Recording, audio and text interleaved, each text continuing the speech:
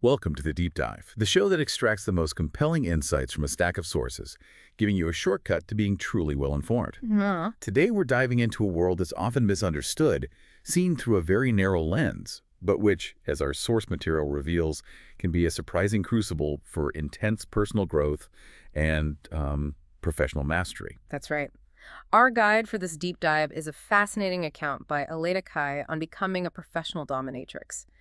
Now, we understand what initial assumptions might surface, but trust us, Aleta's story really transcends the sensational. Yeah. This isn't just about the practicalities, it's a profound journey that demands immense self-awareness, shrewd business acumen, and a unique form of emotional intelligence. Our mission today is to unearth the most important nuggets of knowledge from Aleta's experiences, focusing on the personal transformation she underwent, the very real business realities of this profession, and the deep, often unexpected life lessons embedded within this work. We'll be your guides, helping you understand what truly stands out. Okay, let's unpack this. Aleta's entry into this industry isn't what most would expect. She shares her initial struggles with, well, debilitating anxiety, a feeling, as she describes it, of being conditioned by a patriarchal culture and a traditional dominant mother towards submissiveness. Right. Layered on top of that, her background from an all-girls school and a distant, narcissistic father left men both utterly fascinating and, frankly, incomprehensible to her. She felt tied to a ladylike image that often meant disconnecting from essential parts of herself, particularly her sexuality and personal needs. What's truly fascinating here is how Aleta masterfully transformed these perceived vulnerabilities into incredible strengths. She had this powerful realization that she already had all she needed. It was simply about adjusting her perspective. Right. And consciously working on those areas until they became her core assets. We see her evolve from a shame-stricken dom, viewing this as a temporary stopgap before a legitimate career, into an independent practitioner who seamlessly integrated the lessons of BDSM into what she now calls her life calling and artistic expression. It profoundly illustrates her point. This work truly becomes what we make it. That's a powerful shift in perspective. For someone listening right now, perhaps intrigued by this unexpected journey, what's the very first, most crucial gut check she advises they do before even considering the practical steps? Well, she emphasizes one critical first step. Make sure this is right for you. She draws a clear distinction between a genuine gut feeling of no, which should always be heeded, Always. and a feeling of fear that might actually be blocking a true internal calling. Yeah. It's about discerning fear from fundamental misalignment, And this path, as she quickly learned, isn't without significant hurdles. Absolutely. Right. This work comes with real consequences in a world that, quite frankly, doesn't fully accept it yet. She openly discusses the sacrifices, the potential for ostracization, and even the devastating impact of job loss if one is outed, especially in an age where the internet leaves permanent traces. That's terrifying. It is, and it's a tricky industry, unregulated in many respects, yet simultaneously heavily regulated by federal laws like SESTA and FOSTA. Right. These are federal laws originally aimed at combating online sex trafficking, but which have significantly impacted how sex workers can operate online, leading to widespread platform censorship and account deletion, essentially shadow banning them for solicitation. So with those serious considerations in mind, let's turn to the practicalities of starting out. For a newcomer, is it better to begin at a dungeon or to dive straight into independent practice? What's the thinking there? Well, Aleta details the dungeon experience as a solid foundation. It's excellent for learning the basics and gaining broad exposure. However, she notes dungeons often have high turnover. Okay. And the techniques taught can be unrefined unless you're fortunate enough to train under a truly skilled dom. You're generally booked by others, which can create a feeling of being a service top. Like just fulfilling orders. Exactly. And the high client volume often leads to a greater risk of burnout. Plus, dungeons typically take about a 50% cut of your earnings. Ouch. But the advantages are significant. You have a ready-made space, all the necessary supplies, and potential support system. Though she warns competition can be fierce, it's a crucial safety net while you're learning. Yeah. Aleta strongly recommends starting at a dungeon because the exposure is priceless for understanding the broad fundamentals and encountering a diverse range of client styles, which helps you quickly discern your own limits and preferences.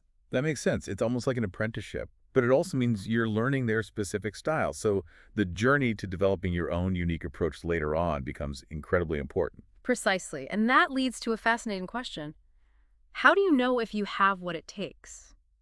Aleta's counterintuitive truth is that what makes you you is what ends up earning you money. Really? Right. That's unexpected. It is. Despite traditional industry pressures for certain body types or looks, she recounts a headmistress who enforced a strict BMI. The BDSM world is surprisingly inclusive.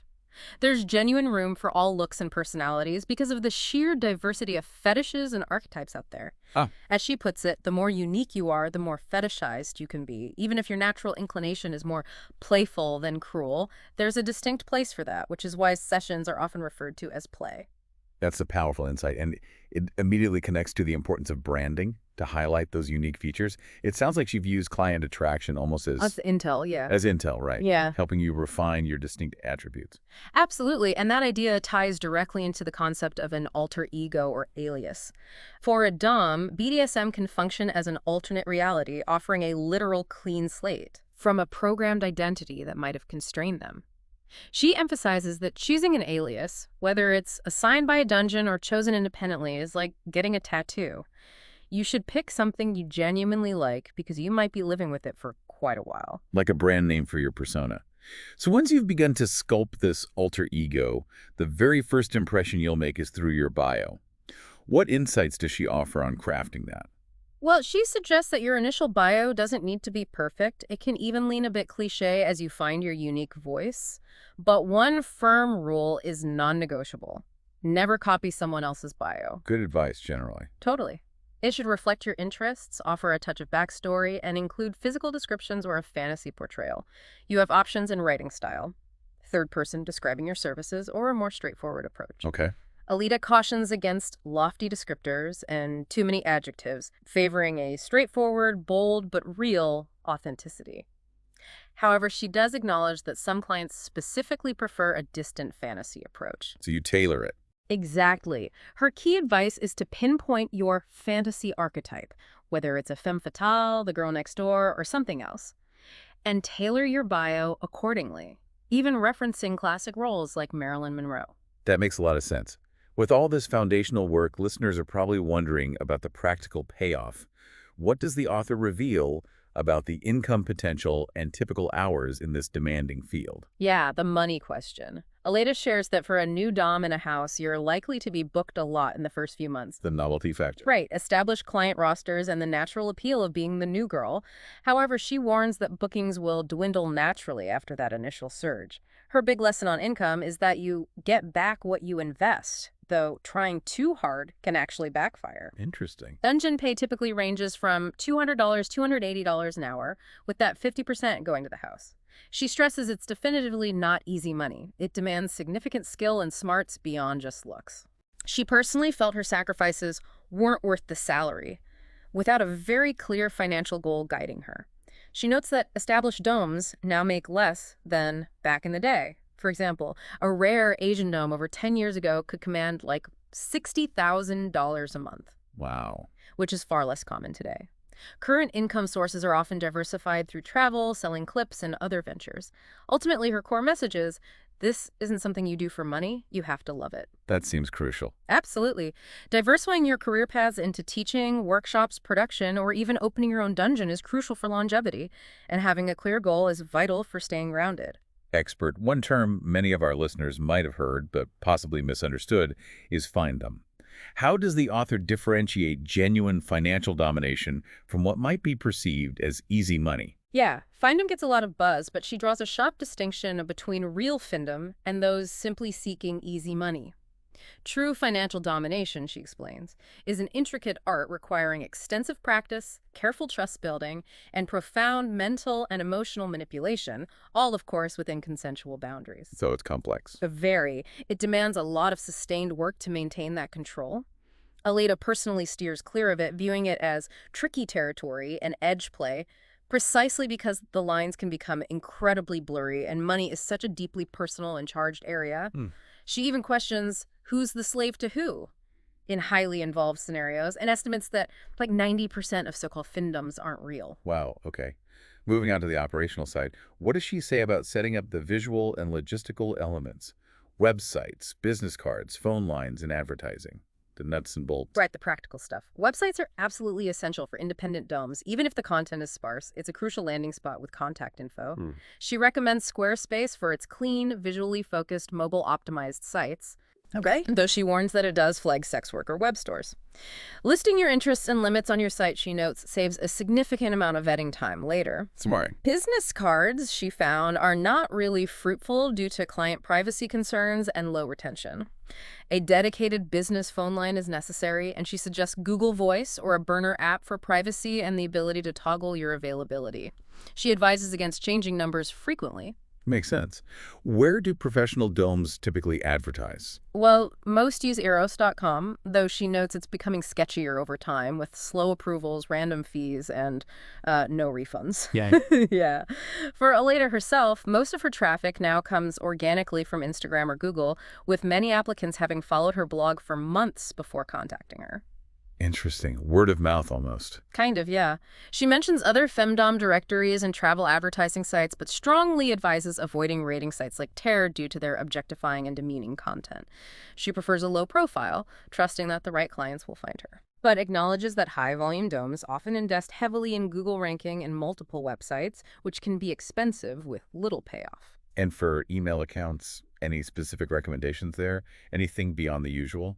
Aleta prefers Gmail because she asks for verifiable full names, which tends to attract more open subs willing to be transparent. For those needing more discretion, encrypted emails like Proton Mail, especially the .ach domain for added security, or WhatsApp are good options. Okay. Just ensuring they're not linked to your real identity. In this line of work, photos and wardrobe are obviously incredibly crucial. What are her insights there? What works? They are paramount. Photos are absolutely necessary. She recommends 5-10 high-quality ones for advertising and your website. Huh? Many domes leverage galleries or subscription services like OnlyFans or Patreon. Right. Aleta herself, initially against selling photos, now uses OnlyFans to supplement her investment and diversify income. Dungeons typically arrange professional photo shoots, but independent domes will need to hire a professional photographer with experience in shooting ads for their first session. Makes sense. Interestingly, she found that selfies actually work best. About 1/3 professional photos and 2/3 selfies or candid shots tend to yield the highest views and likes. Really? Why is that? She says selfies are more accessible and make clients feel closer, so the key is to mix professional with low-key. Get that balance right. What about the actual session attire and the gear itself? Variety is key for outfits. The focus should always be on feeling good and sexy, accentuating your curves. For a first shoot, she suggests 3-4 classic outfits like lingerie, latex, or leather. The classics. Exactly. She advises doing your own hair and makeup if it makes you comfortable, but always ensure the effort is visible. A crucial tip. Professional lighting can wash out makeup, so adding more blush or eyeshadow is a good idea. Ah, good tip. She specifically cautions against red lipstick and caking on makeup that makes you look older, as this can make you look drastically different from your photos. A smoky eye, however, can create an effective intensity. Ultimately, photos should evoke fantasy, not everyday reality. As for gear, dungeons typically provide most of it. Independent domes will need basics: rope, a flogger, a cane, a whip, paddles, candles, a blindfold, and various toys. The starter kit. Pretty much. More advanced kits might include medical-grade sounds, needles, leather straps, sissification clothing, or TENS units. These can be surprisingly sourced from medical supply stores, Amazon, hardware stores, or even pet stores for items like collars, leashes, and cages. Resourceful. Definitely. Hygiene is paramount, so boiling silicone and metal items and meticulously wiping down others is crucial. Aleta highlights developing what she calls BDSM goggles, which is essentially seeing potential equipment and tools everywhere around you. And the financial investment for all of this, it sounds significant. She states it's a lot. Aleta herself reinvests about 60-70% of her income back into her work. She gives a stark example. A single latex catsuit cost her over $1,300, paired with $1,200 Louboutins. Wow. That's serious cash. It is. She connects this directly to the value proposition, noting that commanding a higher tribute needs to match with the amount of effort and presentation. This also happens to be a physically demanding job, causing soreness in the arms, wrists, and legs from wearing heels, especially with advanced techniques like suspension that involve handling a man's body weight. Okay, let's discuss client interactions. These can be deeply intimate, yet absolutely must maintain strict boundaries. How much, for instance, can you actually tell clients about yourself? Is there a line? Well, Aleta emphasizes that clients vary widely, from classic leaders needing an outlet to completely surrender responsibility, to lifestyle subs who bear physical markings from previous mistresses. Right. A common thread, she observes, is that many clients knew they were kinky since they were very, very young, which explains their deep-seated desires. For sharing personal details, her warning from dungeon days was strict. Share no personal details. However, clients may still find you online. Ultimately, it comes down to trusting your intuition. Okay. While building a deeper relationship might involve sharing more, often clients actually prefer a distant fantasy. Married subs, especially, often want no emotional involvement whatsoever. Right, keep it separate. Exactly. Her advice is to err on the side of caution, as oversharing can be far more damaging than withholding. Maintaining firm boundaries is key due to the intimate nature of the work. She now advises against being overly chatty independently, specifically to prevent clients from expecting friendship. As she puts it, you're their dom, not their friend, therapist, wife, or girlfriend. Clear distinction. Does nudity typically play a role in a session? She says it doesn't typically. Nudity is, in fact, not well regarded in the industry, often seen as a cheap ploy that attracts the wrong type of client. Most serious domes remain fully dressed because clothing creates impact, authority, and crucially locks in the CFNM, that's clothed female, nude male dynamic, which is a powerful visual reinforcement of the power imbalance in the scene. While Aleta photographs nude for art, she strongly prefers to be dressed in session for power and to maintain that clear visual boundary. Safety, both legally and personally, must be an overarching concern. What are her key protocols here? This seems critical. It absolutely is the paramount concern. Her number one rule is vet carefully. She advises extreme caution with law enforcement inquiries, suggesting you always have a criminal defense lawyer's card on hand and direct all inquiries to them. For outcalls, avoid sketchy locations and never do sessions in your personal home. Always stick to reputable 4-star hotels or established dungeons. She emphasizes, never session alone in your own home. Got it. Your websites and ads must clearly allude to no sexual services and contain explicit disclaimers of illegal activities. She stresses sobriety for both the dom and the client, even noting how medications like Viagra can increase the risk of fainting. Wow, hadn't thought of that. Yeah. For physical safety protocols during edge play, she advises wearing gloves, meticulously cleaning equipment, seeking training for high-risk activities, avoiding leaving unwanted marks, and never wearing heavy perfumes that could out clients. She specifically warns to be careful with blackmail fantasies. So given all those critical safety factors, how does she vet clients thoroughly enough to ensure that level of security? What does that look like? Well, she outlines a robust vetting process. She asks for a full name, ID, LinkedIn profile, or 1 to 2 references from real established practitioners. Okay. She suggests using Google or Facebook to verify names and verifyhim.com to check history and reviews, always trusting any blacklist warnings. She shares a cautionary tale of a law enforcement client who provided a fake LinkedIn and another who didn't pay, using fake references. Yeah. The code among domes, she reveals, is to respond to reference checks honestly, as it could save someone's life. That's powerful. It is. Beyond basic verification, she uses a detailed submission form to gather background, experience, interests, limits, and psychological insights. She explicitly looks for subs who demonstrate submission by paying attention to detail and following instructions. Red flags include clients who approach as an equal or try topping you, which is when a sub, consciously or unconsciously, tries to control or dictate the session, reversing the power dynamic. Right. She rejects purely physical interest if her sessions are healing-based. Most importantly, she advises trusting intuition and the overall feeling, even without concrete evidence. Trust your gut. Always. Setting clear restrictions on communication, like specific hours or phone time, is key to avoiding energy drain. And she firmly advises cutting off phone calls where clients are clearly seeking phone sex. Critically, she emphasizes to vet for sanity, warning against taking mentally ill clients due to past suicide horror stories, and the simple, undeniable truth that you cannot fix anyone. That's a heavy responsibility. And finally, how about handling money? What's the protocol in this unique environment? The protocol, she states, is to handle money first. Options include PayPal business accounts, never personal, and GiftRocket, though she cautions that gift rocket payments can be rescinded and that large sums often flag. Oh, okay. She recommends accepting a deposit via PayPal or gift rocket, with the remainder paid in cash at the session. While she no longer counts money in front of her trusted subs, she notes that in dungeons, it was standard practice to count it in the client's presence. Right, it's parity. Yeah.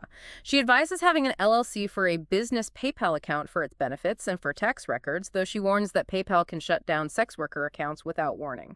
Good to know. The biggest challenge she identifies is preventing clients from using money for power plays, which she states is the antithesis to the power dynamic you want to establish. Ideally, the tribute should be viewed as a devotional offering.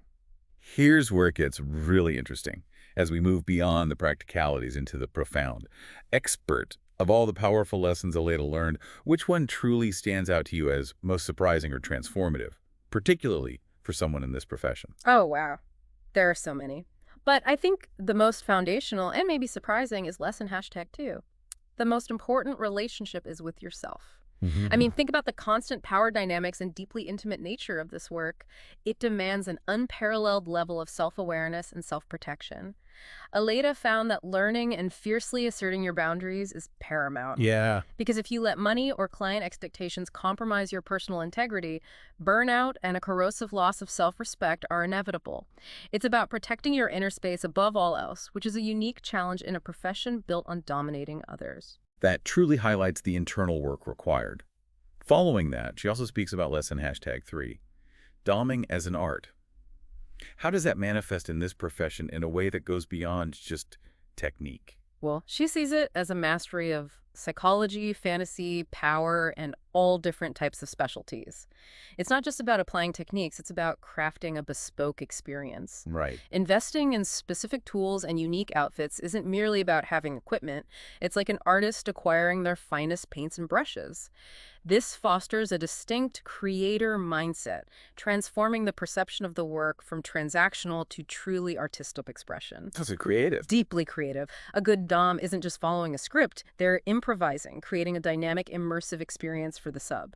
Fascinating. And with so much power involved, it's easy to imagine how that could go to one's head. She addresses this with lesson #4, understand your power, but don't let it get to your head. What's the core insight there? This is crucial for longevity, definitely. She discusses mistressitis, an inflated ego where doms believe normal rules and behaviors don't apply to them. While this work undeniably builds confidence and self-assurance, unchecked ego can be profoundly harmful, leading to poor judgment and client issues. She contrasts this with humility, which she describes as a diffuse, questioning state, a mindset that liberates you from narcissism and keeps you grounded, despite the immense power dynamic you embody in session. That balance again. It's all about balance, wielding power responsibly. That makes a lot of sense. So for the session itself, she points to lesson #5, master the psychology and emotions first. Why is this the foundation, rather than just knowing specific tools? Because that's where the real impact lies. It's about understanding how power truly moves, delving into individual limits, physical capabilities, and most importantly, psychological triggers. Aleta firmly believes a skilled dom could run an entire session with just her gaze. This emphasizes that the core isn't the props or the specific acts, but the unique chemistry between dom and sub, driven by psychological insight and emotional intelligence. It's about reading the room, reading the person, and orchestrating an experience beyond just physical sensation. You also mentioned lesson #6, energy exchange. How does that play out in such an intimate and dynamic professional setting? This sounds key. It really is. Aleta learned that what you bring to the session is what you get out of the session energetically. Your enthusiasm, your presence, your vibrance, they all directly impact the sub's experience and the quality of the interaction. You need to be contained and operate from a good, high vibration, consciously leaving any personal issues or negative energy outside the session door. It's about maintaining a clear, powerful, energetic field that enhances the entire experience for both parties. And one lesson that strikes me as particularly vital for any challenging profession is lesson #8. Take it seriously, but not that seriously. Yeah. How does this contradiction apply to this world? Seems tricky. It's a very nuanced balance. It's serious due to client safety, physical, emotional, mental, and for Aleta, even spiritual, where real harm could occur if you're not vigilant. Right, the stakes are high. Very high. But simultaneously, there's a deep well of humor and absurdity within the BDSM world. The best sessions, she finds, seamlessly blend fun, seriousness, lightness, and groundedness. It's about maintaining a professional demeanor while also allowing for the spontaneous and the playful, understanding that many aspects are, at their heart, fantasy and role play. That blend of intensity and lightness sounds like a real skill. And then there's lesson #9, knowing how to negotiate power. This sounds like a masterclass in maintaining control. It truly is. You must maintain definitive control throughout. When a sub pushes a boundary, even subtly, she suggests deflecting using verbal aikido, a technique of blending with their energy and redirecting it rather than directly opposing. Verbal aikido, I like that. Yeah. An example she gives is responding to a push with, "You want me to do size Z." That would turn you on, wouldn't it? She also suggests using non-answers like maybe or setting stakes immediately. She observes that masculine socialization can sometimes unconsciously lead men to invade boundaries, making this skill even more critical for a dom. This sounds like a truly sophisticated skill set. Finally, there's a powerful and universally applicable lesson Aleta shares. Lesson #27, don't push a pencil through a pinhole. It's got a humorous edge, but what's the deeper meaning here? Yeah, as she humorously clarifies, it's definitely not about strap-ons. It means not forcing relationships or situations to be bigger or deeper than they naturally are or need to be. Ah, It's a powerful lesson in accepting reality, recognizing when something isn't a fit, and knowing when it's okay to cut your losses. You don't need to feel obligated to deepen connections with those who want more than you're willing or able to offer. that applies everywhere. Absolutely. It's about respecting your own capacity and boundaries, a profound takeaway from a profession that constantly tests them. Wow. This deep dive into the world of professional dominatrix work, as revealed through Aleta Cai's insights, has truly unveiled so much more depth and complexity than one might initially expect. It's a powerful journey of self-worth, mastering boundaries, and embracing personal power in the most unconventional of settings. Indeed. Aleta's closing thoughts resonate deeply. By actively facing our fears and bringing positive intentions to any work, we can unearth incredible inner strength. She hints at the idea that there's light even in darkness, and that the true gifts from such intense self-exploration are resilience, unshakable strength, and a profound sense of self-discovery. So how might embracing your own unique qualities and asserting your boundaries lessons, so profoundly learned in this unconventional profession, empower you in all areas of your life, from your career to your most personal relationships? Something to think about. Definitely something to think about. We encourage you to reflect on your own brave souls and, well, to keep on shining.